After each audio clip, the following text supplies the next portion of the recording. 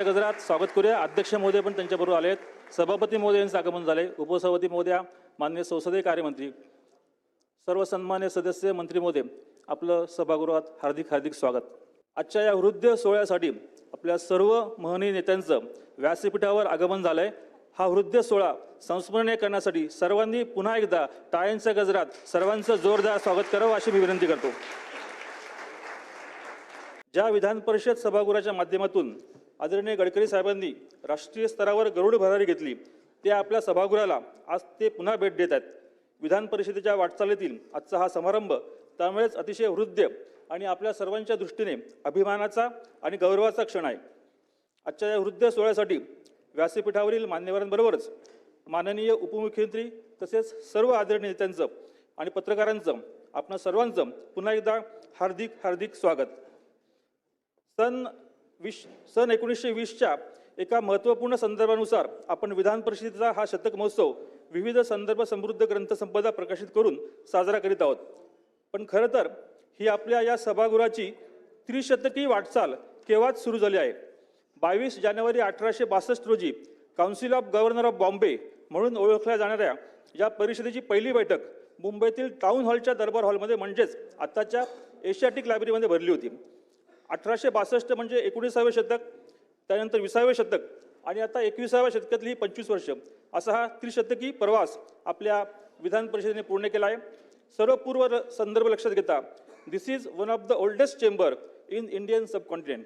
मी विधान परिषदेच्या माननीय उपसभापती महोदया डॉक्टर नीलमताई गोरे यांना विनंती करतो की त्यांनी आजच्या कार्यक्रमाचं प्रास्ताविक करावं। छत्रपती शिवाजी महाराज, महात्मा ज्योतिराव फुले, सावित्रीबाई फुले, परमपूज्य डॉक्टर बाबासाहेब आंबेडकर, राजर्षी शाहू छत्रपती आणि सर्व थोर विभूतींना मी वंदन करते। आज आपल्या या कार्यक्रमाला विधान परिषदेच्या शतक महोत्सवी कार्यक्रमाच्या निमित्ताने आपण 4 पुस्तकांचं प्रकाशन करायचं असा निर्णय घेतलेला होता आणि त्याच्यानुसार विधान परिषदेच्या 100 वर्षाच्या वाटचालीच्या संदर्भामध्ये विधान परिषदेचं महत्त्व आणि त्याचं कामकाज याच्याबद्दलचं पहिलं पुस्तक माननीय महामहिम राष्ट्रपती महोदया द्रौपदीजी मुर्मू यांच्या हस्ते 6 सप्टेंबरला मुंबईमध्ये त्याचं प्रकाशन झालं। आजच्या कार्यक्रमासाठी उपस्थित राहून अतिशय ऐतिहासिक कार्यक्रमामध्ये मार्गदर्शन करणारे आजचे आपले प्रमुख पाहुणे केंद्रीय मंत्री सन्माननीय नितीनजी गडकरी साहेब, महाराष्ट्राचे लोकप्रिय आणि लाडके मुख्यमंत्री देवेंद्रजी फडणवीस, उपमुख्यमंत्री अजितदादा पवार, विधानसभेचे अध्यक्ष राहुल नार्वेकर, विधान परिषदेचे आमचे सभापती प्राध्यापक राम शिंदे, संसदीय कार्यमंत्री चंद्रकांतदादा पाटील आणि माझ्यासमोर उपस्थित असलेले सगळे विद्यार्थी विद्यार्थिनी, प्राध्यापक, आमदार बंधू भगिनींनो, राष्ट्रकुल संसदीय मंडळाच्या या कार्यक्रमाचा आजचं समारोप सत्रही आहे आणि अनेक मान्यवरांनी यामध्ये वेगवेगळ्या विषयांवरती आपल्या संसदीय लोकशाहीच्या संदर्भामध्ये विचार मांडलेले आहेत। माननीय गडकरी साहेब आज विधान परिषदेमध्ये उपस्थित आहेत, त्याचा मला विशेष आनंद होतो, कारण अनेक वर्ष विधान परिषदेमध्ये विरोधी पक्षनेता म्हणून काम केल्यावर पाळण्याची प्रायोरिटी काय असणार या संदर्भातला विषय असेल तर तो विषय असेल, अनुशेषाचा विषय असेल, सिंचनाचे अन्य विषय असतील, वाहतुकीच्या संदर्भातले विषय असतील, इथेनॉलच्या स्वरूपातले विषय असतील, तासनतास माननीय गडकरी साहेबांनी या सभागृहाला सातत्याने मार्गदर्शन केलेलं आहे। आणि त्या पार्श्वभूमीवरती आजचं जे पुस्तक आहे की विधान परिषदेमध्ये मान्य झालेली विधेयकं, ठराव आणि धोरणं याचं आज प्रकाशन होतं आहे आणि सन्माननीय योगेशजी त्रिवेदी, किशोर आपटे आणि विलासजी मुकादम हे आपले ज्येष्ठ विधिमंडळाचे पत्रकार अनेक वर्ष वार्तांकन करत होते, त्यांच्याचकडून आम्ही विनंती करून याचं संपादन केलेलं आहे। आजच्या या ग्रंथाच्या संदर्भात अगदी 1 मिनिटामध्ये सांगत असताना सुद्धा रोजगार हमी योजना विधेयक, तसंच मूत्रपिंड रोपण विधेयक, प्रसवपूर्व निदान तंत्राच्या संदर्भातलं बंदी आणणारं विधेयक, मराठवाडा विद्यापीठ नामविस्ताराचा ठराव, त्याचबरोबर मागासवर्गीय आयोग, रोजगार हमी योजना, अंधश्रद्धा निर्मूलन, अशा अनेक कायद्यांच्या वरती ज्या चर्चा झाल्या त्याचं संपूर्णपणे एक ऐतिहासिक दस्तऐवज या ग्रंथाच्या निमित्ताने होतोय आणि जवळजवळ हे 800 पानी पुस्तक आता प्रकाशित आपण आज करता आहात। माननीय देवेंद्रजी फडणवीस अधिवेशन चालू असताना सगळ्यात प्रथम ज्यावेळेला हे पुस्तक तयार होईल अशी खात्री वाटायला लागली आणि रामभाऊ आणखीन राहुल नार्वेकर या दोघांचेही ज्यावेळेला त्याच्या संदर्भात मला असं दिसलं की खूप उत्सुकता आणि सहमती आहे, त्यानंतर माननीय देवेंद्रजींना मी BSCच्याच वेळेला विचारलं होतं की या अधिवेशनामध्ये हे प्रकाशित झालं तर चांगलं होईल आणि त्यानुसार ते स्वतः इतक्या व्यस्त कार्यक्रमात उपस्थित झाले. देवेंद्रजी फडणवीस स्वतः उत्कृष्ट संसदपटू आहेत, हजरजबाबी आहेत आणि विधान परिषदेत ते ज्यावेळेला येतात तेव्हा जवळजवळ दिवसभराच्या बिझनेसमधले सगळे प्रश्न विधान परिषद आमदार विचारतात आणि त्यांचं 10 मिनिटाचं उत्तर जे असतं ते 1 तास त्यांना कमीत कमी थांबावं लागतं. असं विधान परिषदेचं त्यांच्यावरती खास लक्ष आणि त्यांचा जिव्हाळा आहे. आजच्या या कार्यक्रमाला आपण अगदी ठराविक मर्यादित त्याचं स्वरूप ठेवलेलं आहे. विधान परिषदेचे उपसभापती या नात्याने या 2 ग्रंथांच्या बरोबर पुढचे जे 2 ग्रंथ आहेत ते पण प्रगतीपथावर आहेत आणि त्याच्यामध्ये 100 वर्ष 100 भाषणं असा आपण विषय घेतलेला आहे, ज्याच्यामध्ये आपलं भाषण गडकरी साहेब, फडणवीस साहेबांचं भाषण, अजितदादांचं भाषण, एकनाथ शिंदे यांचं भाषण, याबरोबर जे संसदपटू होते मग BT देशमुख असतील किंवा वि. स. पागे असतील स्वतः, यांची सगळ्यांची भाषणं आपण अंतर्भाव केलेली आहेत. त्याचंही काम प्रगतीपथावर आहे. आणि त्याचबरोबर नागपूर हिवाळी अधिवेशने होत असताना पुस्तक प्रकाशित होते. त्याचा मला विशेष आनंद वाटतो, कारण नागपूर अधिवेशनाचं महत्त्व आहे, फार महत्त्व आहे. आम्ही ज्यावेळेला रामभाऊ आणि आम्ही तयारीच्या बैठकीला आलो होतो तेव्हा इथल्या पत्रकारांनी विचारलं की नवीन विधान भवन झाल्यावर नागपूर अधिवेशन बंद होईल का? तेव्हा आम्ही सांगितलं जोपर्यंत संयुक्त महाराष्ट्र आहे तोपर्यंत नागपूरचं अधिवेशन होणारच. अशाच प्रकारची भूमिका आपली कायम राहिलेली आहे. तर आज या ऐतिहासिक कार्यक्रमाच्यामध्ये सगळे आपले वक्ते आलेले आहेत आणि त्याचं संयोजन अतिशय चांगल्या प्रकारे विधिमंडळ सचिवांनी केलेलं आहे सगळ्या जणांनी. त्याबद्दल मी त्यांचे आभार मानते आणि आपलं सगळ्यांचं मनपूर्वक स्वागत करते. धन्यवाद. धन्यवाद उपसभापती महोदया. यानंतर आपण आपल्या राज्याचे मुख्यमंत्री महोदय तसेच आदरणीय नितीनजी गडकरी साहेब यांचं या ठिकाणी स्वागत करूया. माननीय सभापती महोदय, माननीय अध्यक्ष महोदय यांना नम्र विनंती करतो की त्यांनी आदरणीय गडकरी साहेब यांचं पुष्पगुच्छ, शाल आणि गौरवचिन्ह देऊन सन्मान करावा. मुख्यमंत्री महोदय, आपण सन्मान.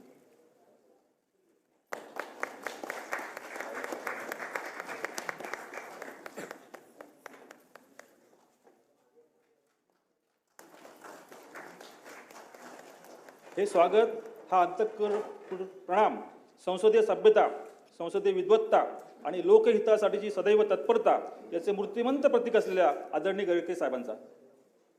यानंतर माननीय मुख्यमंत्री महोदयांचं स्वागत माननीय अध्यक्ष महोदय, माननीय सभापती महोदय यांनी करावं अशी मी त्यांना विनंती करतो.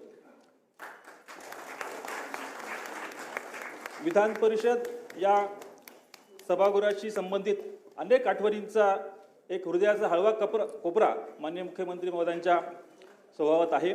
त्यांचे वडील आदरणीय गंगाधरराव फडणवीस हे या विधान परिषद सभागृहाचे 1978 ते 84 या काळामध्ये विधान परिषद सदस्य होते.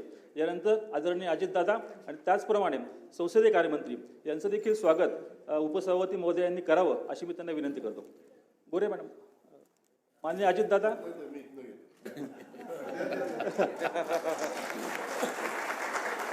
आणि माननीय संसदीय कार्यमंत्री यांचंही स्वागत. माननीय अजितदादा हे देखील या सभागृहाचे सभागृह नेते म्हणून त्यांनी उत्तम योगदान दिलेले आहे.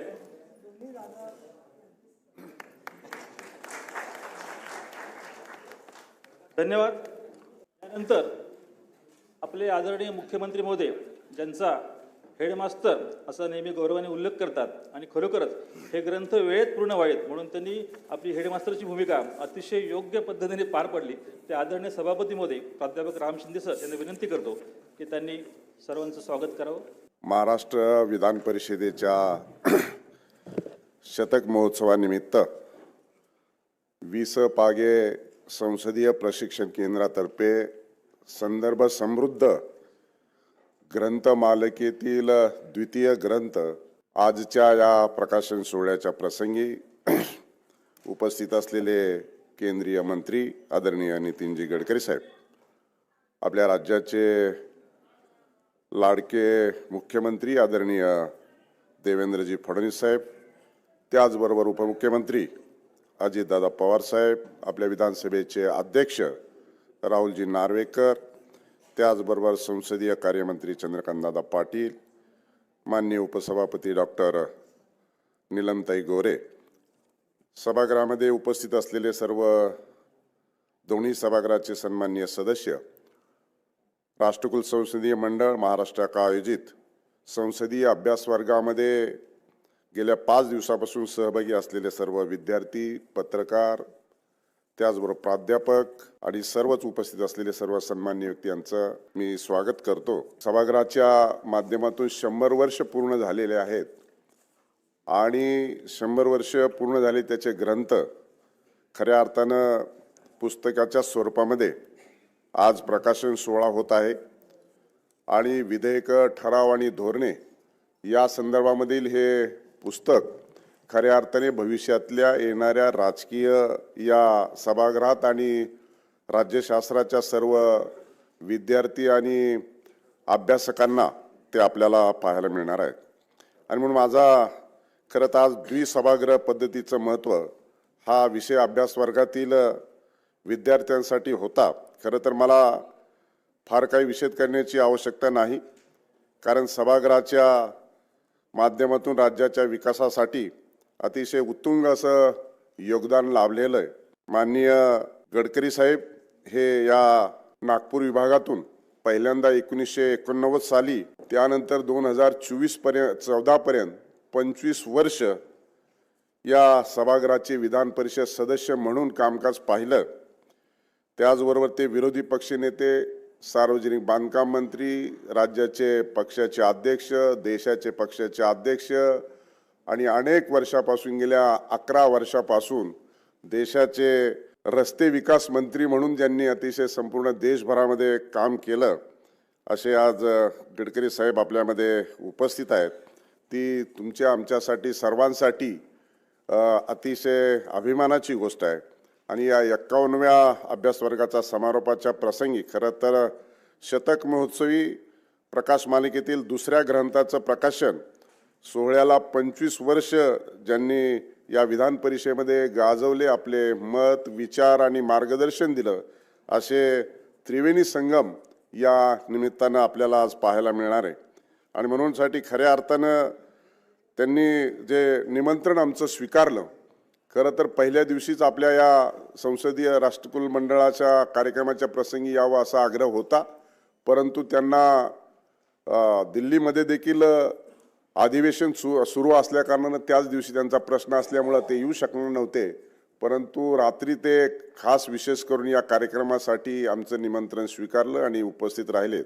मुंबईला देखील त्यांचा महत्त्वाचा कार्यक्रम होता, परंतु त्या कार्यक्रमात गडकरी साहेबांनी वेळ दिला आणि म्हणूनसाठी खरं तर त्यांनी वेळ दिल्यानंतर त्यांचं भाषण ऐकायलाही आपण सर्वजण उत्सुक आहात. आणि म्हणून उपसभापती आणि मी विशेष असं त्यांचं आग्रह केला आणि आग्रहाचा मान ठेवून आज आपल्यामध्ये गडकरी साहेब उपस्थित आहेत. खरं तर हा या विधेयकावरील भाषणाच्या संदर्भामध्ये प्रकाशन पहिला ग्रंथ प्रकाशित करत असताना देशाच्या राष्ट्रपती उपस्थित राहिल्यात. आज गडकरी साहेब उपस्थित राहिलेत, माननीय मुख्यमंत्री आहेत, उपमुख्यमंत्री आहेत. हा अतिशय चांगला प्रसंग तुमच्या आमच्यासाठी निश्चित स्वरूपामध्ये आहे. आणि भारतीय राज्यघटनेचे अनुच्छेद 169 तसेच विधान परिषद रचनेसंदर्भातील अनुच्छेद 171 मध्ये महत्त्वाच्या तरतुदी आहेत. आपणास राज्यशास्त्राचा एक भाग म्हणून भारतातील घटनात्मक प्रक्रिया हा विषय देखील शिकवला जातो. आणि या अमृत महोत्सवी वर्षाच्या निमित्तानं खऱ्या अर्थाने माननीय मुख्यमंत्री महोदयांनी देखील राज्यघटनेच्या अमृत महोत्सवी वाटचाल स्पष्ट करणाऱ्या भाषणाचं पुस्तक देखील आपण आपल्या उद्घाटन प्रसंगीच माननीय राज्यपाल आचार्य देवव्रतजी यांच्या हस्ते त्याचं प्रकाशन झालं आणि ते पुस्तक देखील आपणा सर्वांना या राज्यघटनेवरील आधारित अमृत महोत्सवांचं माननीय मुख्यमंत्री महोदयांचं भाषण देखील आपल्याला वेबसाईटवर देखील उपलब्ध होणार आहे. म्हणून अशा सर्वांगांनी जे काही विषय आपल्या सभागृहामध्ये घेतले जातात आणि त्याचा संदर्भ आपल्याला भविष्यकाळामध्ये देखील अभ्यासता यावा, त्याचा संदर्भ देऊन देखील आणखी लोकशाही प्रगतिशील आणि सदृढ करण्याच्या संदर्भामध्ये उपयोगात यावी, अशा संदर्भामध्ये आमचा सातत्यानं प्रयत्न राहिलेला आहे. वरिष्ठ सभागृहाचा आंतरराष्ट्रीय संदर्भ देत असताना जेम्स मॉडिसन यांचे मत आपण जर पाहिलं तर संमत केली जाणारी विधेयके निर्णयासंदर्भात दुसऱ्यांदा अभ्यास करून त्यावर विचार प्रवर्तक मत व्यक्त करण्यासाठी वरिष्ठ सभागृहाची आवश्यकता प्रतिपादन केली जाते. अमेरिकेचे चौथे राष्ट्राध्यक्ष आणि त्यांचे father of the constitution James Madison यांचे 1751 ते 1836 दुसऱ्या सभागृहासंदर्भातील पुढील विवेचन अत्यंत महत्त्वपूर्ण मानले जाते. ते म्हणतात, use of the senate is to consist in its proceeding with more coolness, with more system and with more wisdom than the popular branch. थोडक्यात more coolness, more system आणि more wisdom या सभागृहासाठी अतिशय महत्त्वाचे आहे. आणि म्हणून विधान परिषदेमुळे कायदे परिपूर्ण होत असताना विधान परिषदेसाठी अनेक वेळा घडलेले प्रसंग सविस्तर चर्चा या कायद्याच्या स्वरूपामध्ये जास्तीत जास्त निर्दोष असले असे झाले आहे. आणि म्हणून अशा कितीतरी गोष्टी आहेत की ज्याने पुनर्वलोकन होणे आवश्यक ठरते. एक प्रकारे जी जबाबदारी हे वरिष्ठ सभागृह अतिशय चांगल्या प्रकारे पार पाडताना आपल्याला दिसते.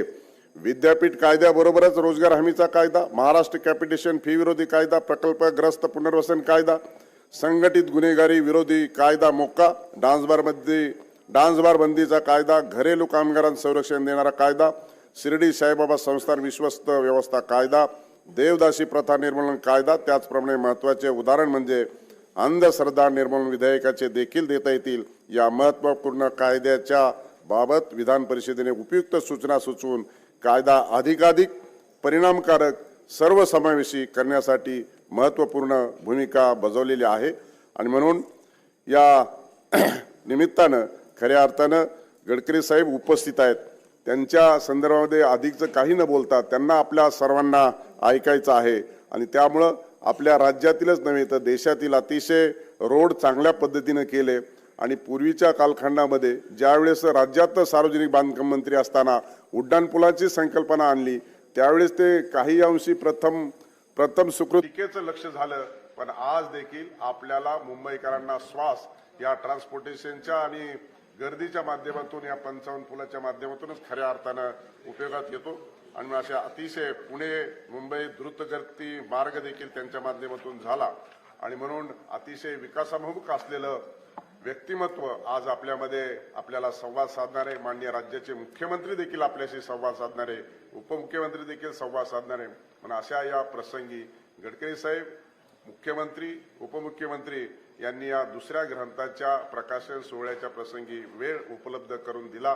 त्यांचं पुन्हा एकदा आपणा सर्वांच्या वतीनं विधान परिषदेच्या वतीनं मी मनपूर्वक असं स्वागत करतो आणि माझ्या वाणीला विराम देतो. जय हिंद, जय महाराष्ट्र. आता ज्या सुवर्ण क्षणांची आपण वाट बघत आहोत ते म्हणजे आपल्या ग्रंथाचं प्रकाशन. व्यासपीठावरील सर्व महनीय नेत्यांना, माननीय मुख्यमंत्री महोदय, माननीय केंद्रीय मंत्री महोदय, सर्वांना विनंती करतो की आपण या विधान परिषद शतक महोत्सव मालिकेतील द्वितीय ग्रंथाचं प्रकाशन आपल्या सर्वांच्या शुभ हस्ते करावं. विधान परिषदेने संमत केलेली महत्त्वपूर्ण विधेयके, ठराव आणि धोरणे.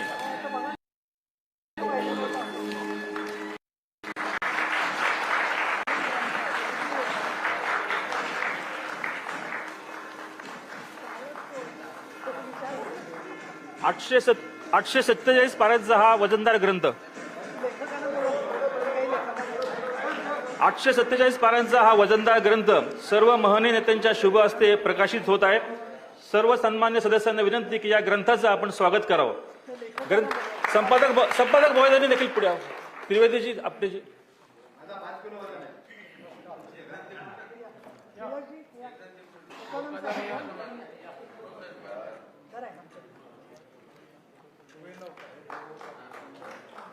या ज्येष्ठ पत्रकारांनी ही संदर्भ समृद्ध ग्रंथसंपदा समृद्धी महामार्गामार्गे गव्हर्नमेंट प्रेस येथून नागपूर येथे आणली.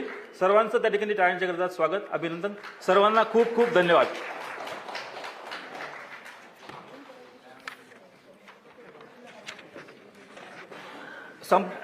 ग्रंथासाठी योगदान देणाऱ्या संपादक महोदयांचा आपण या ठिकाणी सत्कार करतोय. सर्वप्रथम योगेशजी त्रिवेदी यांनी माननीय मुख्यमंत्री महोदय, माननीय नितीनजी गडकरी साहेब आणि सर्व मान्यवरांच्या शुभ हस्ते आपला सत्कार स्वीकारावा. श्री योगेशजी त्रिवेदी ग्रंथ संकलन समितीच्या कार्यामध्ये आधी प्रथमपासून योगदान देणारे श्री योगेशजी त्रिवेदी यांना माननीय मुख्यमंत्री महोदय सन्मानित करीत आहेत.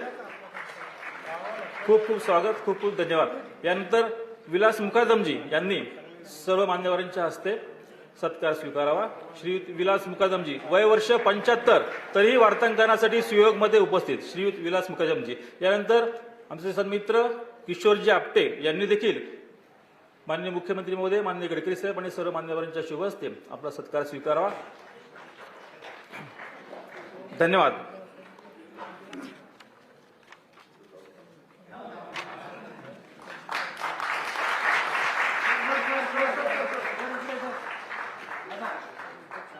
आदरणीय अजितदादांनी योगेशजी त्रिवेदी यांच्या शाल घेऊन सन्मान केलेला आहे.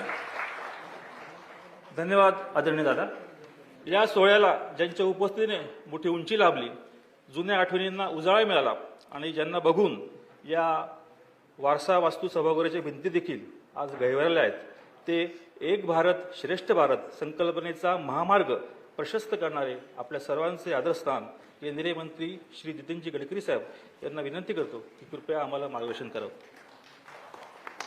जोरदार टाळ्यांच्या गजरात आपण उपस्थित.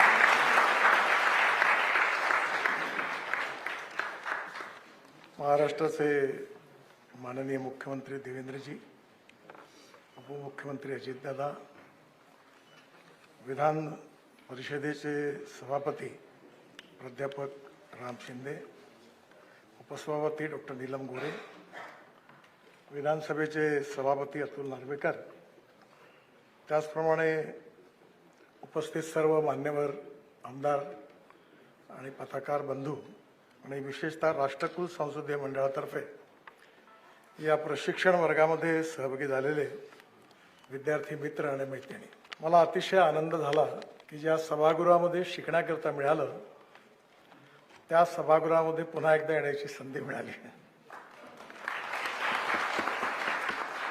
विधान परिषदेचं सभागृह हे मी आयुष्यात विसरू शकत नाही, कारण 18 वर्ष जे काही आज मी कमवू शकलो, मिळवू शकलो, तो सगळा अनुभव या सभागृहात मिळाला. सभापती राम शिंदे आणि नीलमताईंना धन्यवाद देईल की त्यांनी हा इतिहास संकलित केला. आणि हा याकरता महत्त्वाचा आहे की राष्ट्रकुल संसदीय मंडळाच्या वतीने दरवर्षी अधिवेशनाच्या दरम्यान या ठिकाणी अनेक विद्यार्थी येतात. आणि मी ज्यावेळी 10व्या वर्गात होतो त्यावेळी बाळासाहेब भारदे या ठिकाणी सभापती होते.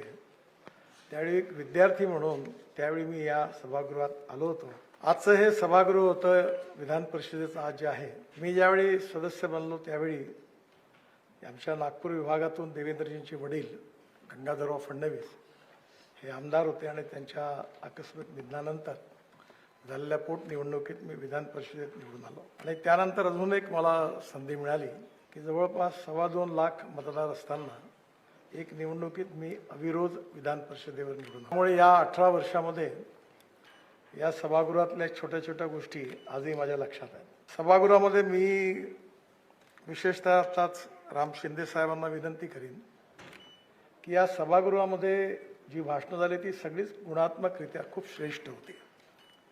याचा अर्थ विधानसभेत उत्तम चर्चा होत नाही असं मला म्हणायचं नाही आहे, पण हे सभागृह ज्येष्ठांचं सभागृह असल्यामुळे या सभागृहातल्या चर्चा फार गुणात्मकरित्या व्हायच्या. नियमाचा किस पडायचा. आणि मला आठवतं एकदा विष्णुअण्णा पाटील त्यांचे चिरंजीव इथे आमच्यावर विधान ते एक दिवस मला म्हणाले, कुठे अभ्यास करता, कुठून येता, किती बोलता, किती डोकं दुखवता, माझ्यासारख्याला पागल व्हायची वेळ आली म्हणजे असं ते गमतीने म्हणाले होते.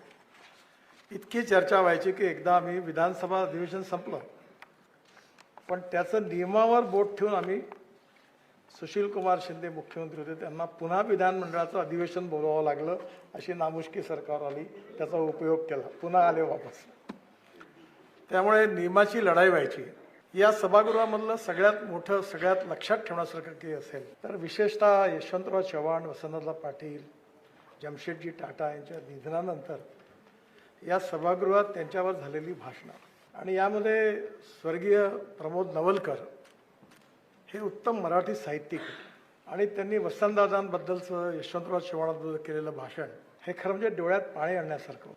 आम्ही ते विसरूच शकत. टाटांच्या मृत्यूनंतर, जमशेदजी टाटांच्या, त्यावेळी या सभागृहाने श्रद्धांजली, त्यातली भाषणं, केवळ श्रद्धांजलीची भाषणच हा एक इतिहास आहे. कारण प्रबोधन, प्रशिक्षण आणि रिसर्च, संशोधन या त्रिसूत्री लोकशाहीमध्ये खूप महत्त्वाचे आहे. आणि आता ही भाषणं झाली हा जरी भूतकाळ असला तरी वर्तमान काळामध्ये त्याचं अध्ययन करून भविष्याकरता भूमिका ठरवण्याकरता त्याचा उपयोग होतो. या सभागृहामध्ये विशेषतः ज्या ज्या प्रकारे विदर्भ मराठवाड्याचा अनुशेष त्याची चर्चा तर बऱ्याच वेळा व्हायची. दादा त्या काळात अर्थमंत्री होते, त्यावेळी BT देशमुख आणि मी आम्ही सगळेजण विदर्भ मराठवाड्यातले आमदार एकत्र करून सातत्याने संघर्ष करायचो. त्यावेळचे राज्यपाल महोदय डॉक्टर अलेक्झांडर यांच्याकडे जायचो आणि शेवटी शासनाला मागासल्या भागाकरता अनुशेष दूर करण्याकरता आदेश काढावे लागले. मला एक गोष्ट लक्षात आली की काही वेळा अशी स्थिती आली की एखादा मंत्री जर आपल्या विभागात काम करू शकत नसेल तर तो आमच्या कानात सांगायचा की तुम्ही प्रश्न विचारा किंवा लक्षवेधी लावा, मी उत्तर देतो. कारण ते जर रेकॉर्डवर आलं तर ते सरकारला करावं लागायचं, पण त्याला डायरेक्ट करण्यामध्ये अडचण होती. म्हणजे जे मंत्रीही करू शकत नाही ते ह्या सभागृहातल्या प्रश्नांनी आणि लक्षवेधीने अनेक गोष्टी साध्य झाल्या. विशेषतः शेतकऱ्यांचे प्रश्न असतील, साहित्य, संस्कृती, कला, शिक्षण या सगळ्या विषयामध्ये विस्तृतपणे चर्चा व्हायची आणि ही चर्चा अतिशय गुणात्मक व्हायची. स्वर्गीय जयंतराव टिळक सभापती होते, ते उत्तम पत्रकारही होते. त्यांचं वर्तन व्यवहार हा लोकशाही परंपरांना आदर्शित करणारा होता. त्यानंतर गवई साहेब होते, नासो फरांदे होते, सूर्यबान वहाडणे होते. या सगळ्या काळामध्ये मला या सभागृहात काम करण्याची संधी मिळाली आणि एक नवीन निवडून आलेला आमदार म्हणून आणि नंतर विरोधी पक्षनेता म्हणून देखील काम करण्याची संधी मिळाली. एक वेळा सभागृहात असं झालं की विलासराव देशमुख आणि प्रबोध नवलकर यांच्यात चर्चा सुरू झाली प्रश्नोत्तराची.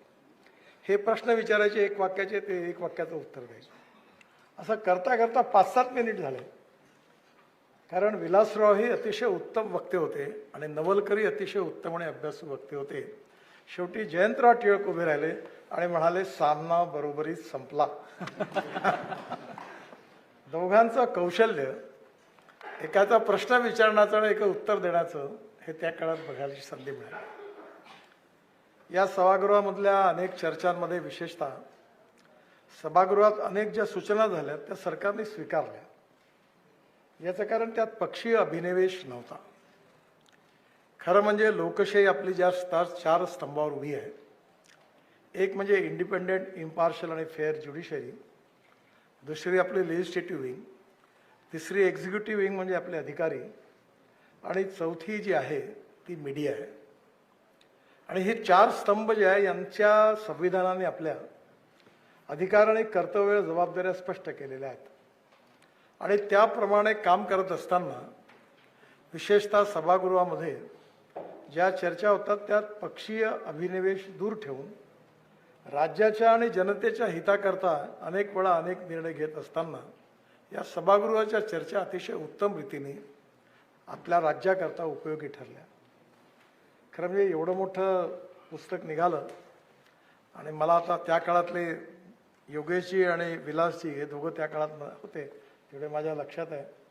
पण आता त्यावेळेचे कोणी आमदार बहुतेक आता आहेत नाहीत हे लक्षात नाही. पण एक या सगळ्या इतिहासामध्ये अनेक लोक काळाच्या ओघात निघून गेले.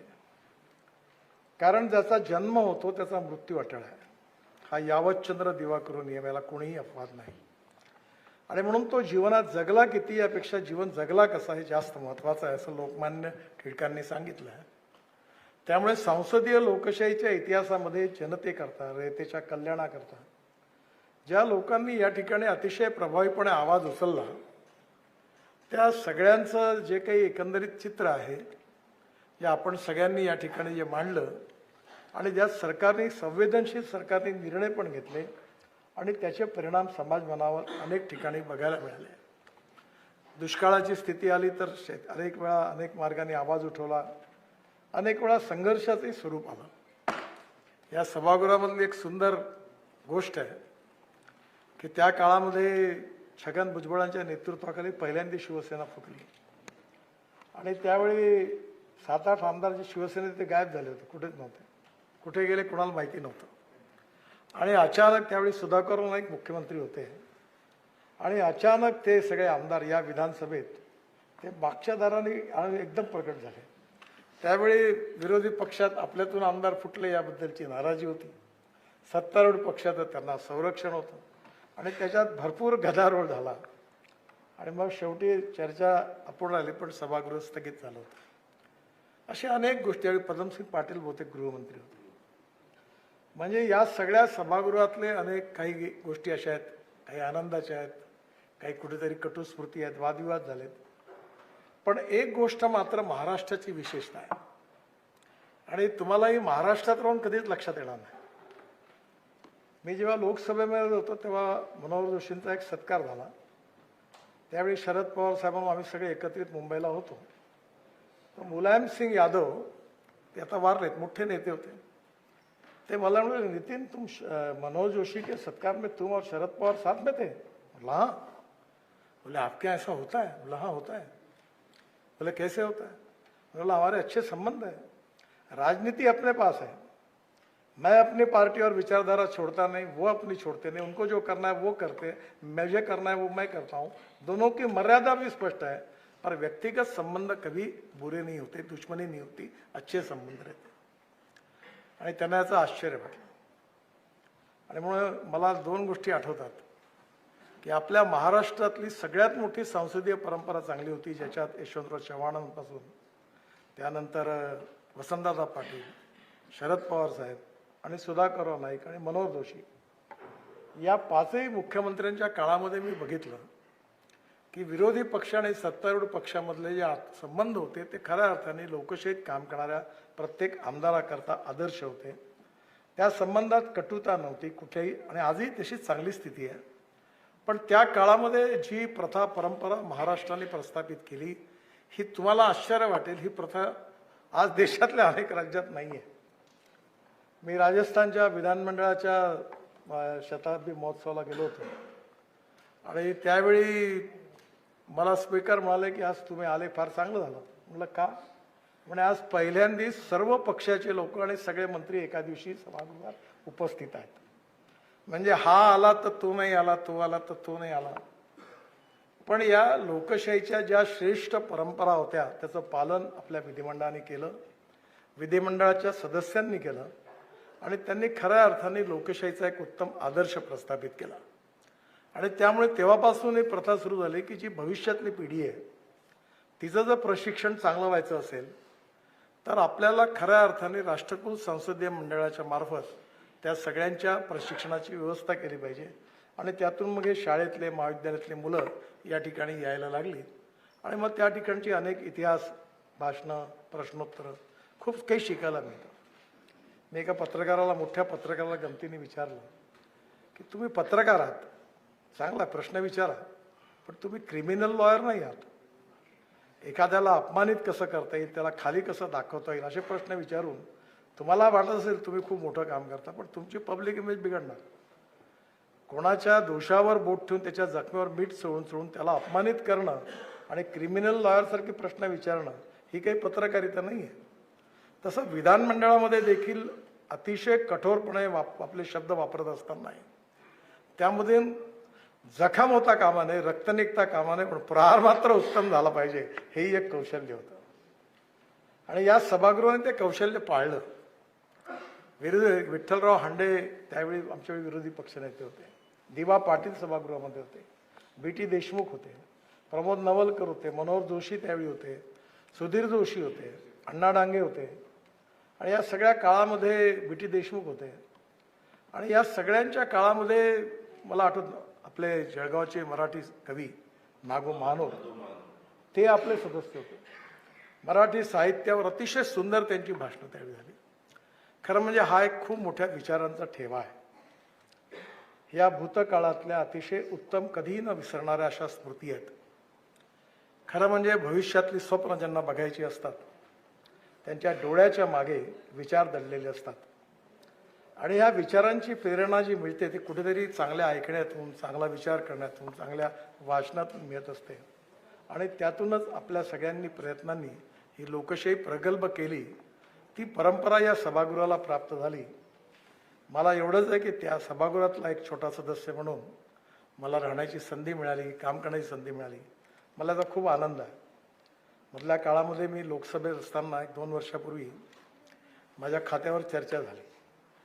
त्यावेळी लोकसभा मी नव्हतो तिथे उपस्थित. त्यावेळी नागपूरला छोट्या मोठ्या कामे शुक्रवार शनिवार रविवार ते नागपूरला येतो. तर त्यावेळी मला ओम बिर्ला साहेबांचा फोन आला आणि ते मला म्हणाले, तुम्ही कुठे आहात? तुमच्या खात्यावर चर्चा सुरू आहे आणि तुम्ही नाही आहे इथे नितीनजी. म्हटलं नाही. म्हटलं ते राज्यमंत्री उत्तर देतील. म्हणे हर व्यक्ति तुम्हारे प्रति इतना अच्छा बोल रहा है और आप सभागृह में नहीं, मुझे अच्छा नहीं लगता, मुझे लगता आपने आना चाहिए. मी लगेच कार्यक्रम सोडून दुपारच्या विमानाने दिल्लीला गेलो. 2 दिवस होतो.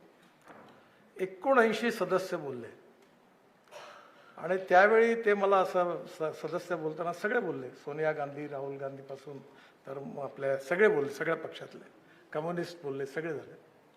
तर सगळे सदस्य बोलल्यावर प्रत्येकाने मला धन्यवाद दिले आणि आभार मानले आणि अभिनंदन केलं. ते मला म्हणाले की हा आता लोकसभेचा रेकॉर्ड हो.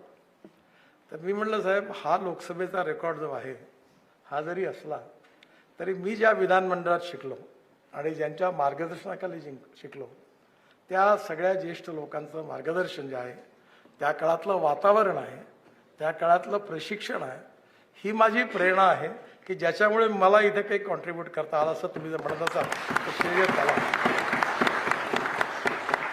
असं हे लोकशाहीचं मंदिर, सभागृह, त्याचं पावित्र्य, त्याचं श्रेष्ठत्व आणि आपल्या विचाराची प्रगल्भता आणि लोकशाहीमध्ये गुणात्मक परिवर्तन करण्याची आपल्या सगळ्यांच्या मनामध्ये असणारी इच्छाशक्ती, त्याच्या आधारावर हा विचार संग्रह भाषण रूपाने संकलित केला आहे सभापतींनी. त्यांना मनापासून मी धन्यवाद देतो. मला दरवेळेला इच्छा असते की आपल्या सगळ्यांशी भेटावं, यावं, पण नेमकं तुमचं अधिवेशन ज्यावेळी असतं त्याच वेळी पार्लमेंट सुरू असते. त्यामुळे मी नेमका दिल्लीमध्ये असतो आणि त्यामुळे भेटण्याची संधी मिळत नाही. पण आदरणीय शिंदेसाहेबांनी, निलमताईंनी मला आज ही संधी, लोकांचं दर्शन घेण्याची संधी मिळाली. पुन्हा एकदा या सभागृहात आल्यानंतर जुन्या स्मृतींच्या आठवणी पुन्हा एकदा त्या सगळ्या आठवल्या आणि पुन्हा एकदा, कारण इतिहास जो असतो हा भूतकाळातला इतिहास याकरता महत्त्वाचा असतो की वर्तमान काळात भूतकाळातला इतिहास जर आपण नीट आठवला तर भविष्य काळात काम करण्याची उत्तम प्रेरणा मिळते. हेच त्या इतिहासाच्या मागे असते. त्यामुळे इथे आल्यानंतर पुन्हा एकदा चांगलं काम करण्याची प्रेरणा हे सभागृहाने आपण सगळेजण भविष्यात काम करण्याकरता मला देतील असा विश्वास व्यक्त करतो. आणि मला आपण बोलावलं याबद्दल सभापतींना, उपसभापतींना धन्यवाद देतो आणि माझं बोलणं संपवतो. धन्यवाद.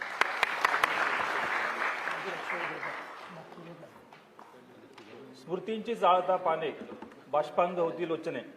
आदरणीय गडकरी साहेबांनी सभागृहाशी संबंधित अनेक आठवणी जागवल्या. तो ठेवा यापुढील काळात सर्वांना चिरंतन प्रेरणेचा स्रोत ठरेल अशी अपेक्षा व्यक्त करतो. उपमुख्यमंत्री एकनाथजी शिंदेसाहेब हे देखील आजच्या कार्यक्रमाला उपस्थित राहणार होते, परंतु काही कारणामुळे ते येऊ शकले नाहीत. त्यांनी आपल्या कार्यक्रमासाठी शुभेच्छा दिल्या आहेत. माननीय सभापती महोदयांच्या अनुमतीने या शुभेच्छा आपण आपल्या कार्यवृत्ताचा भाग करून घेऊ. सुदृढ आणि संवेदनशील संसदीय लोकशाहीला विद्वज्जनांची चर्चा, सखोल विचारमंथन आणि decision out of the discussion यांचे नेहमीच आकर्षण असते. या परंपरेतील नव्या युगाचे भाष्यकार पंडित दीनदयाळजी उपाध्याय यांचा एकात्म अनुवाद आणि सर्वसमावेशी लोकविकासाचा मूलमंत्र आपल्या कार्यकर्तृत्वाने सिद्ध करणारे नवउज्ज्वल महाराष्ट्राचे महानायक आदरणीय मुख्यमंत्री श्री देवेंद्रजी फडणवीस साहेब यांना मी विनंती करतो की कृपया आम्हाला संबोधित करावं. आजच्या या विधान परिषदेच्या शतक महोत्सवी वर्षाच्या निमित्ताने विस पागे केंद्राच्या माध्यमातून तयार झालेल्या या ग्रंथाच्या प्रकाशनाकरता आपल्यामध्ये उपस्थित झालेले दीर्घकाळ या सभागृहाचे सदस्य म्हणून ज्यांनी तो काळ गाजवला असे आपल्या भारत देशाचे मंत्री, आमचे मार्गदर्शक माननीय नितीनजी गडकरी, सभापती राम शिंदेजी, अध्यक्ष राहुल नार्वेकरजी, महाराष्ट्राचे लोकप्रिय उपमुख्यमंत्री अजितदादा पवार, उपसभापती डॉक्टर नीलमताई गोरे, संसदीय कार्यमंत्री चंद्रकांतदादा पाटील, ज्यांनी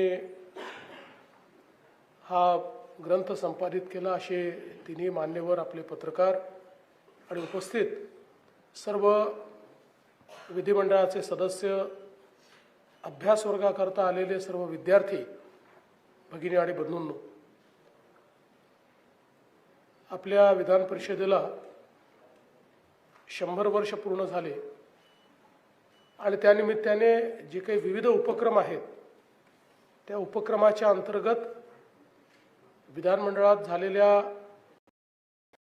कायदे, ठराव, धोरण या संदर्भातलं एक संकलन करण्याचा विचार माननीय सभापती उपसभापतींनी केला, ही खरोखर अतिशय आनंदाची गोष्ट आहे. आपलं विधान परिषदेचं सभागृह हे एक अत्यंत ऐतिहासिक अशा प्रकारचं सभागृह आहे. इंग्रजी राजवटीच्या काळामध्ये तयार झालेलं विधान परिषदेचं सभागृह किंवा विधान परिषद याच्यामध्ये देशातल्या अनेक महनीय लोकांनी या विधान परिषदेचे सदस्य म्हणून काम केलं आहे आणि विशेषतः आपले संविधानकार भारतरत्न डॉक्टर बाबासाहेब आंबेडकर यांनी देखील दीर्घकाळ या विधान परिषदेचं सदस्य म्हणून काम केलं आहे. आणि या सगळ्या कालावधीमध्ये प्रथा, परंपरा आणि कायदे याच्या आधारावर विधान परिषदेचं कामकाज चाललं. पण खऱ्या अर्थानं विधान परिषदेला वेगवेगळ्या वेळी तिथे निवडून जाणारे जे सदस्य आहेत त्या सदस्यांनी समृद्ध केलं आणि खरोखर अनेक प्रसंग असे आहेत की या विधानसभेतल्या डिबेट्सनी कायद्यांना प्रगल्भता आली. त्या डिबेट्समुळे सामान्य माणसाच्या आशा, आकांक्षा आणि अपेक्षा या लोकशाहीमध्ये पूर्ण होऊ शकतात आणि ती संधी या सभागृहात मिळते हे अधोरेखित झालं. आणि म्हणूनच अशा प्रकारचे जे ट्रान्सफॉर्मेशनल कायदे आहेत, निर्णय आहेत, त्याचं संकलन करणं हे अत्यंत महत्त्वाचं आहे. खरं म्हणजे आपल्या देशामध्ये आपण एका गोष्टीत नेहमीच मागे राहिलो, ते म्हणजे रेकॉर्ड किपिंग. आपण ज्या प्रकारे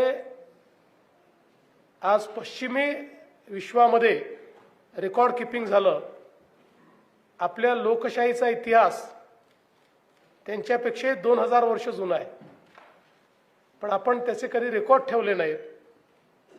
आणि म्हणून ज्या गोष्टी, जी तत्व आपल्याकडे तयार झाली, तीच तत्व आज आपल्याला विदेशी तत्व म्हणून स्वीकारावी लागतात आणि त्यांच्या विद्वानांची नावं घ्यावी लागतात.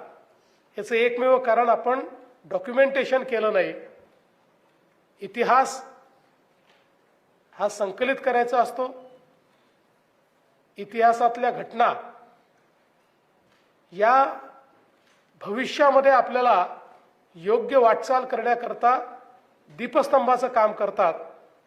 आणि म्हणूनच अशा प्रकारचे जेवढे ऐतिहासिक प्रसंग आहेत हे प्रसंग संकलित करणं अत्यंत महत्त्वाचं आहे. आज मला अतिशय आनंद आहे की माननीय गडकरी साहेबांनी या कार्यक्रमाकरता वेळ दिला. कारण या सभागृहामध्ये दीर्घकाळ गडकरी साहेबांनी विविध जबाबदाऱ्यांमध्ये काम केलेलं आहे आणि विरोधी पक्षनेते म्हणून तर ज्यावेळी गडकरी साहेब या ठिकाणी काम करत होते त्यावेळी एकही दिवस गडकरी साहेबांनी सरकारला सुखाने झोपू दिलं नाही. नवीन नवीन कायदे शोधून आणायचे, नवीन तरतुदी शोधून आणायच्या, नियमातले नवीन गोष्टी शोधून आणायच्या, बजेटमधल्या नवीन गोष्टी शोधून आणायच्या आणि त्याच्यावर सरकारला कडघऱ्यात उभं करायचं, निरुत्तर करायचं, हे एक त्यांचं कार्य आम्ही बघितलं. आम्ही विधानसभेचे सदस्य असलो तरी विधान परिषदेच्या डिबेट पाहिला आम्ही गॅलरीत बसायचो आणि गडकरी साहेब असतील किंवा बेटी सर असतील, हे ज्यावेळी अक्षरशः सरकारला सळो की पळो करून सोडायचे, त्यावेळी खरोखर इथली सगळी जी काही त्या डिबेट्समधली जी विद्वत्ता होती, म्हणजे याच्यामध्ये कुठे कटुता नव्हती, की किंबहुना ते सगळं केल्यानंतर त्यांच्यासोबत जेवण देखील करायचे, पण सभागृहामध्ये मात्र अतिशय ताकदीने सगळे विषय मांडण्याचं काम गडकरी साहेब करायचे. अनेक वेळा इथल्या सभागृहामध्ये माईक बंद पडला तरी गडकरी साहेबांना माईकची गरज नव्हती, त्याच्यामुळे माईक चालू आहे का बंद आहे असा कुठलाही त्या ठिकाणी प्रश्न नसताना जोपर्यंत निरुत्तर होऊन सत्तारूढ पक्ष अध्यक्षांकडे याचना करत नाही की बाबा आता तुम्ही स्थगित करा काही काळाकरता, तोपर्यंत गडकरी साहेबांची स्टेनगन ही गोळ्या दागत राहायची. हे आम्ही सगळ्यांनी अतिशय जवळून बघितलंय. पण हे करताना निश्चितपणे विविध कायद्यांवर केलेली त्यांनी भाषणं असतील, बजेटवर केलेली भाषणं असतील, ही सगळी लोकशाही व्यवस्थेला समृद्ध करणारी आहे. आणि मला असं वाटतं हे महत्त्वाचं आहे. तर त्यांनी सांगितलं की कटघऱ्यामध्ये उभं करणं हा काही उद्देश नाही आहे, ती कार्यपद्धती आहे. उद्देश मात्र त्यातनं समाजातल्या शेवटच्या माणसाचा आवाज हा प्रतिबिंबित झाला पाहिजे, हे या कामकाजाचं सगळ्यात महत्त्वाचं धोरण असतं. आणि मला असं वाटतं की निश्चितपणे ते कार्य त्यांनी त्या काळामध्ये करून दाखवलं. आणि मग अनुशेषाचे विषय म्हणजे ज्यावेळेस भारताचं संविधान झालं त्यावेळी भारताच्या संविधानामध्ये 356(3) असं आर्टिकल टाकण्यात आलं, पण त्या आर्टिकलचा उपयोग हा पहिल्यांदा या महाराष्ट्रामध्ये, की ज्याच्यामध्ये महाराष्ट्राला 3 भागामध्ये विभागून इथला विभागीय असमतोल दूर करण्याकरता नागपूर कराराप्रमाणे ते आर्टिकल घालण्यात आलं. पण 1950 नंतर त्याचा पहिल्यांदा उपयोग जर कोणी केला असेल तर तो गडकरी साहेबांनी या ठिकाणी केला. आणि त्यातून निश्चितपणे राज्यपालांचे डायरेक्टिव्ह हे शासनाला मिळून एक मोठा मागास भागाचा फायदा हा झालेला देखील आपण सगळ्यांनी बघितला. आज खरं म्हणजे जे कायदे आहेत हे इतके वेगवेगळ्या प्रकारचे आपण करतो आणि या कायद्यातनं प्रशासन मोठ्या प्रमाणात त्या ठिकाणी लोकांपर्यंत न्याय नेण्याचं काम करतं. आणि मला एका गोष्टीचा नेहमी आनंद असतो की या सभागृहामध्ये असलेले 90% लोक वकील नाही आहेत. त्यांनी कधी कायद्याचा अभ्यास केलेला नाही आहे. गडकरी साहेब तर वकील आहेत, पण 90% लोक वकील नाही, त्यांनी कायद्याचा कधी अभ्यास केला नाही. पण तरी त्यांच्या चर्चेतनं कायदा प्रगल्भ होतो. म्हणजे मी कधी कधी विचार करतो की हे जे कायदे आपण तयार करतो हे जर लोकशाही पद्धतीने झाले नसते तर कदाचित सामान्य माणसाच्या आशा आकांक्षा अपेक्षाचं रिफ्लेक्शन प्रतिबिंब त्यात कधी उमटूच शकलं नसतं. ही सगळी मंडळी जी जमिनीवर काम करतात त्यांचा जो अनुभव आहे तो अनुभव ज्यावेळेस या कायद्यांमध्ये मिसळला जातो त्यावेळी तो कायदा खऱ्या अर्थानं लोकहिताचा कायदा होतो. आणि म्हणून या ज्या डिबेट्स आहेत, या ज्या चर्चा आहेत, अनेक प्रसंग आपण बघितलेले आहेत की चर्चेच्या दरम्यान शासनाला लक्षात येतं की समोरच्या आमदारांनी मांडलेला जो काही विषय हा महत्त्वाचा आहे आणि हा झाला नाही तर कायदा अपूर्ण राहील. त्यावेळी सरकार सभागृहात अमेंडमेंट आणून असे कायदे बदलतं आणि त्याच्यामध्ये त्या प्रकारचे बदल देखील आपण घडवत असतो. मला असं वाटतं या सगळ्या प्रक्रिया एक अतिशय ऐतिहासिक अशा प्रकारच्या प्रक्रिया आहेत. आणि आपली सभागृह जी आहेत या सभागृहांमध्ये विशेषतः या प्रथा आणि परंपरा यांचंही एक मोठं स्थान आहे. आणि आपण नेहमी सांगतो की सभागृह हे नियमाच्या पुस्तकाने तर चालतंच, पण प्रथा परंपरा ज्या अलिखित आहे, ज्याचे कुठलेही नियम नाहीत, त्या प्रथा परंपराही सभागृहाला डायरेक्ट करत असतात. कारण शेवटी इथे व्यक्त होणाऱ्या संवेदना या कुठल्याही पुस्तकात लिहिलेल्या शब्दांपेक्षा महत्त्वाच्या आहेत, त्या शब्दांच्या पलीकडच्या आहेत, त्या कदाचित कुठलंच नियमाचं पुस्तक कॅप्चर करू शकत नाही, त्या या प्रथा परंपरेच्या माध्यमातून कॅप्चर होतात. आणि म्हणूनच मला असं वाटतं की आज जे काही हे पुस्तक निघालेलं आहे यातनं येणाऱ्या काळामध्ये जे अभ्यासक आहेत, विचारक आहेत किंवा विधानमंडळात ज्यांना काम करायचं आहे त्यांच्याकरता एक उत्तम अशा प्रकारचा संग्रह या माध्यमातून आपल्याला मिळालेला आहे. त्याबद्दल मी पुन्हा एकदा विधानमंडळ सचिवालय, CPA, माननीय सभापती, माननीय उपसभापती, माननीय अध्यक्ष या सगळ्यांचे मनापासून आभार मानतो. आणि या चांगल्या कार्यक्रमाकरता नितीनजींना आपण निमंत्रित केलं. पुन्हा एकदा त्यांच्याही स्मृतींना उजाळा मिळाला आणि आपल्यालाही अनेक त्या काळचे संदर्भ या ठिकाणी ऐकायला मिळाले. त्याबद्दल आपले आभार मानतो, नितीनजींचे मनापासून स्वागत करतो आणि माझे 2 शब्द संपवतो. धन्यवाद. जय हिंद, जय महाराष्ट्र. धन्यवाद मुख्यमंत्री महोदय. आदरणीय विधानसभा अध्यक्ष महोदय राहुल नार्वेकर साहेब यांना मी विनंती करतो की त्यांनी आजच्या या सुंदर सोहळ्याचा समारोप करावा. सर्वांचे आभार मानवे. नमस्कार. आभार प्रदर्शनाचं भाषण हे 2 मिनिटात उरकायचं असतं याची मला संपूर्ण कल्पना आहे. तसं असतानाही या सभागृहाशी जसं आदरणीय गडकरी साहेबांनी सांगितलं त्यांचा एक विशेष प्रेम किंवा आदर राहिलेला आहे या सभागृहासंदर्भात, तसंच माझीही राजकीय कारकीर्द, संसदीय कारकीर्द याच सभागृहातून सुरू झाली आणि पहिलं अधिवेशन नागपूरमध्येच त्या कोपऱ्यात बसून मी अटेंड केलेलं. त्यामुळे तुमच्या परवानगीने अधिकचा 1 मिनिट घेईन. आजच्या भारतातील संसदीय लोकशाहीच्या वाटचालीत महाराष्ट्र विधान परिषदेचे स्थान अतिशय वैशिष्ट्यपूर्ण आहे.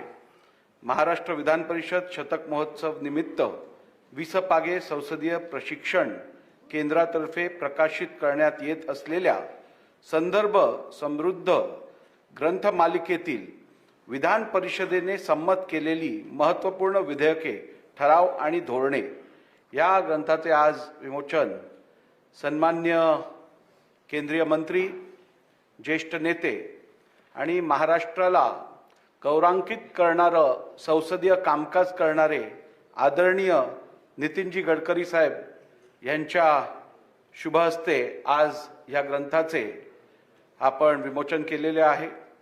त्याचप्रमाणे प्रमुख उपस्थिती आपल्याला लाभलेली आहे. अशाच एका थोर व्यक्तिमत्वाचे आणि संसदपटूचे म्हणजेच आपले सन्माननीय मुख्यमंत्री आदरणीय देवेंद्रजी फडणवीस, ज्यांच्या संसदीय कामकाजाची चर्चा केवळ महाराष्ट्रातल्या दोन्ही सभागृहात नव्हे तर देशातल्या अनेक विधिमंडळांमध्ये त्यांनी केलेल्या कामाचा उल्लेख केला जातो. त्याचप्रमाणे इकडे उपस्थित असणारे आदरणीय उपमुख्यमंत्री श्री अजित पवार साहेब, ज्यांनी खरं तर दादांकडे बघितल्यानंतर जेव्हा आपण त्यांना प्रश्न विचारतो सभागृहात किंवा त्यांच्याकडनं काही उत्तर मागतो तेव्हा झटपट उत्तरासोबत अजून काही ऐकायला मिळेल का अशी भीती सगळ्यांना असते. परंतु संसदीय राजकारणातलं फ्लोर मॅनेजमेंट कोणाकडनं शिकायचं असेल तर ते आदरणीय अजितदादांकडनं शिकायला पाहिजे. अगदी अडचणीचा प्रसंग असो अथवा फ्लोअरवरती कुठच्याही विषयात ॲडव्हान्टेज घ्यायचा विषय असो, दादांना फ्लोअर मॅनेजमेंट कसं करायचं हे अत्यंत उत्कृष्ट याची माहिती आहे. इकडे उपस्थित असणारे आदरणीय आपल्या विधान परिषदेचे सभापती श्री राम शिंदे साहेब, राम शिंदे साहेबांमध्ये आणि माझ्या मते मी खूप सिमिलॅरिटीज बघतो. राम शिंदे साहेब हे पहिली विधानसभेत होते, मग विधान परिषदेत गेले, पण विधान परिषदेतनं विधानसभेत गेले तेव्हा त्यांना एलिव्हेशन मिळालं. मी विधान परिषदेत होतो, त्यानंतर विधानसभेत गेलो, मला पण एलिव्हेशन मिळालं. त्यामुळे रामभाऊ आपली जोडी एकदम परफेक्ट आहे. आणि त्यांच्यासोबत खांद्याला खांदा लावून काम करणाऱ्या आमच्या उपसभापती विधान परिषद नीलमताई यांचं कार्य केवळ सभागृहासाठी रिस्ट्रिक्टेड नसून अखंड महाराष्ट्रात त्या अगदी पायाला भिंगरी लावून फिरत असतात. आणि कानाकोपऱ्यात जाऊन सगळ्यांचीच मदत करत असतात अशा आमच्या निलमताई गोरे. या ठिकाणी उपस्थित असणारे आदरणीय संसदीय कामकाज मंत्री श्री चंद्रकांत दादा पाटील, त्यांची आणि माझी जोडी पण अलीकडच्या काळात अगदी व्यवस्थितरित्या सरकारला आणि विरोधी पक्षाला समान न्याय द्यायचं काम करत असते. कारण संसदीय कामकाज मंत्री म्हणजे सरकारची बाजू अध्यक्षांपर्यंत पोहोचवायचं त्यांचं काम असतं. परंतु चंद्रकांत दादा असे संसदीय कामकाज मंत्री आहेत जे केवळ सरकारची बाजू नव्हेच तर विरोधी पक्षाची पण बाजू माझ्याकडे योग्यरित्या मांडत असतात. असे चंद्रकांत दादा पाटील साहेब, आपण सर्वजण इकडे आज उपस्थित राहिलात. पत्रकार बंधू असतील, आमचे विधिमंडळातील सदस्य असतील, त्याचप्रमाणे या अभ्यास वर्गासाठी उपस्थित अनेक विद्यार्थी आहेत. आपल्या सर्वांचं इकडे मी आभार मानतो की या अत्यंत लोकउपयोगी आणि संसदीय महाराष्ट्र विधिमंडळाच्या संसदीय इतिहासाच्या एकूण या अत्यंत महत्त्वपूर्ण कार्यक्रमासाठी आपण सर्वजण उपस्थित राहिलात. त्याबद्दल तुम्हा सर्वांचे मनापासून मी आभार मानतो.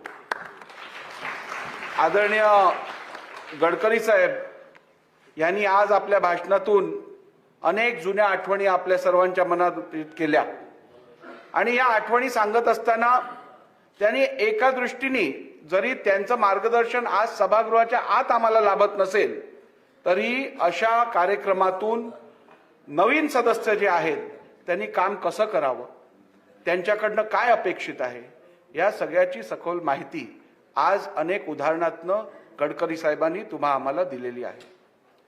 असं असताना फडणवीस साहेबांनी अत्यंत योग्यरित्या सांगितलं की सभागृह हे केवळ नियमाप्रमाणे चालत नाही, नियमाप्रमाणे चालायला लागतं, परंतु फक्त नियम नव्हे तर प्रथा परंपरा ह्या पण तेवढ्याच महत्त्वाच्या आहेत आणि प्रथा परंपरेनुसार हे सभागृह चालत असतं. त्यामुळे गडकरी साहेब, जरी आपण स्वतः सभागृहात नसाल तरी तुमचा उल्लेख प्रत्येक अधिवेशनात अनेक वेळा होताना आम्हाला दिसतो.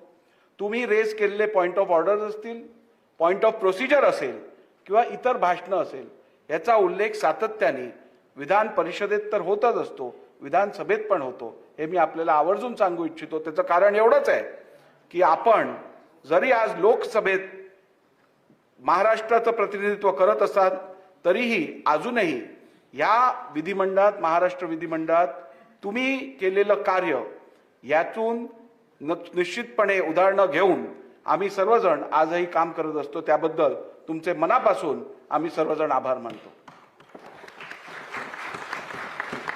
आज ह्या अभ्यास वर्गाचा पण सांगता सोहळा आहे आणि गेल्या 5 दिवसात इकडे आलेल्या सर्व आमच्या विद्यार्थी मित्रमैत्रिणींनी योग्यरित्या महाराष्ट्र विधिमंडळातलं कामकाज कसं चालतं हे समजून घेतलं असेल आणि ह्याचा फायदा येणाऱ्या काळात आपल्याला आपल्या आयुष्यात होईलच असा विश्वास मी दर्शवतो आणि परत एकदा तुम्हा सर्वांना मनापासून शुभेच्छा देतो.